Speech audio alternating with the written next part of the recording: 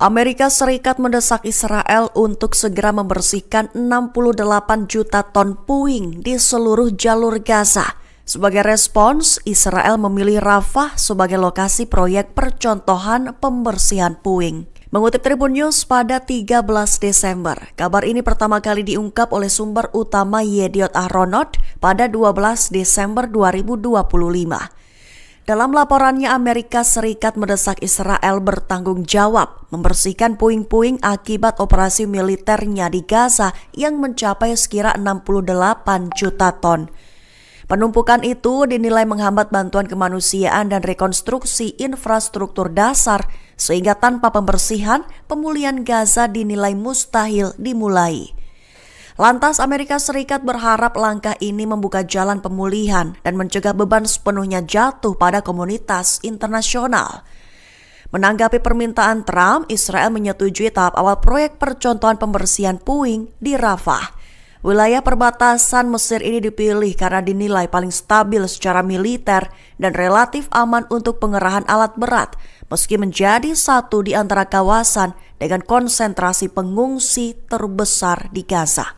Sebagai informasi akhir saja, dengan Gaza tertimbun puluhan juta ton puing, proses pemulihan diperkirakan memakan waktu bertahun-tahun dan menelan biaya lebih dari $1 miliar Amerika Serikat. Thousands throughout the Middle East and around the world have died as a direct result of their hate in particular. Pemerintahan Donald Trump menegaskan bahwa pasukan stabilisasi internasional atau ISF tak akan perangi Hamas, sekaligus menyatakan bahwa pengerahan akan dimulai awal tahun 2026. Mengutip kabar ini pada 13 Desember, hal itu diungkap oleh pejabat Amerika Serikat dengan tanpa disebutkan namanya pada 12 Desember kemarin. Dia menyebut pasukan multinasional itu berpotensi dikerahkan di jalur Gaza paling cepat pada Januari mendatang.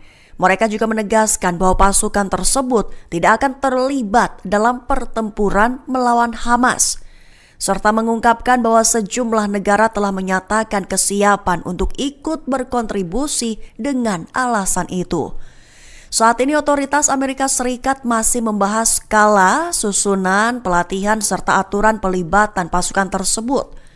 Mereka juga menyebut opsi penunjukan seorang jenderal Amerika Serikat berpangkat mayor jenderal sebagai komandan tengah dipertimbangkan meski belum ada keputusan final. Lantas dengan berbagai skenario yang masih digodok, masa depan Gaza tetap berada di persimpangan jalan baik antara janji stabilisasi dan bayang-bayang konflik yang belum sepenuhnya padam.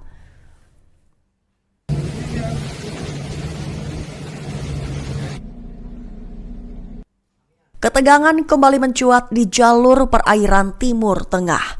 Iran dilaporkan menyita sebuah kapal tanker asing yang diduga mengangkut sekira 6 juta liter solar selundupan di Teluk Oman. Mengutip Al Arabiya pada 13 Desember, kabar itu dilaporkan oleh media pemerintah Iran pada Jumat 12 Desember 2025. Dilaporkan bahwa Iran yang menikmati harga bahan bakar sangat murah akibat subsidi besar dan melemahnya mata uang nasional selama ini gencar memberantas praktek penyelundupan BBM yang meluas, baik melalui jalur darat ke negara-negara tetangga maupun lewat jalur laut menuju negara-negara Teluk Arab. Otoritas Iran menyebut penyitaan dilakukan setelah aparat keamanan laut mencurigai aktivitas kapal tersebut, di mana yang dinilai melanggar hukum maritim dan aturan perdagangan bahan bakar. Kapal kemudian diarahkan ke pelabuhan Iran untuk proses pemeriksaan lebih lanjut. Iran menegaskan akan meningkatkan patroli dan penegakan hukum di kawasan laut guna mencegah aktivitas serupa terulang. Hingga kini identitas kapal, asal negara serta status awaknya masih dalam penyelidikan. Namun langkah tegas ini menegaskan sikap Iran dalam menjaga kedaulatan maritim, sekaligus memberi sinyal keras terhadap praktek ilegal di jalur perairan strategis kawasan.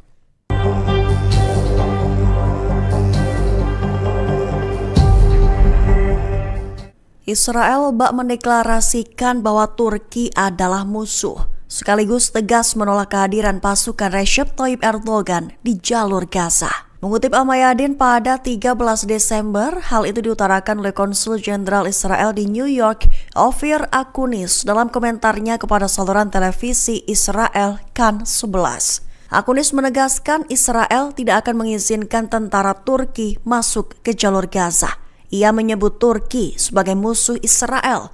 Seraya menilai pernyataan Presiden Erdogan mencerminkan memburuknya hubungan kedua pihak di tengah perang Gaza.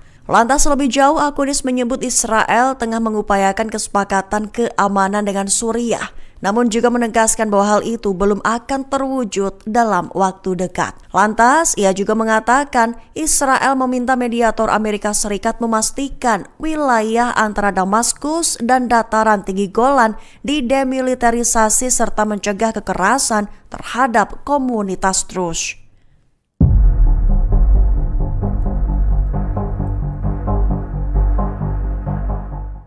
Amerika Serikat dan Israel disebut telah salah perhitungan, merujuk pada Iran yang terlampau cepat untuk memulihkan gudang besar rudal tempur mereka. Mengutip Tribun News pada 13 Desember, hal itu dilaporkan oleh sumber utama Ynet baru-baru ini. Adapun informasi ini diketahui muncul dalam pengarahan tertutup Niset, di mana menjelaskan bahwa 6 bulan setelah perang 12 hari dengan Israel, Iran dilaporkan kembali menggencarkan produksi rudal balistik dalam skala besar. Seorang pejabat militer Israel pun mengungkap bahwa kemampuan produksi rudal Iran sempat terpukul akibat serangan udara pada Juni lalu. Namun kini kapasitas itu disebut telah pulih dengan cepat dan kembali menjadi prioritas strategis utama dalam perencanaan pertahanan Teheran. Pemulihan ini disebut melampaui perkiraan para pembuat kebijakan di Tel Aviv bahkan di Washington, di mana yang sebelumnya meyakini serangan tersebut berhasil melumpuhkan gudang serta fasilitas manufaktur persenjataan Iran. Adapun peringatan soal kembalinya kekuatan rudal Iran itu mencuat sering meningkatnya intensitas uji coba rudal dan drone dalam latihan militer berskala besar di kawasan Teluk Persia dan Laut Oman.